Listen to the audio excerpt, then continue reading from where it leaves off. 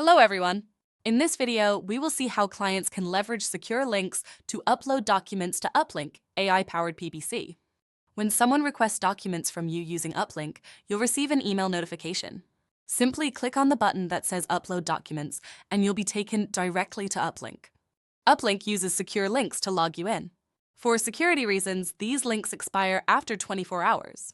If the link you have is older than that, you'll see a screen that looks like this. If that happens, simply click the button and a new link will be sent to your inbox. To upload a file, click on the request you want to fulfill and use the file picker or drag and drop files into the request. You can preview the file to double-check it before clicking Submit. You can also mark a request as sensitive, which means that only members of the engagement team will be able to view the files, not other assignees on the engagement. Once you've uploaded files, click Submit. If you have a question about what was requested, you can leave a comment and the requester will be notified. You can also delegate a request to others.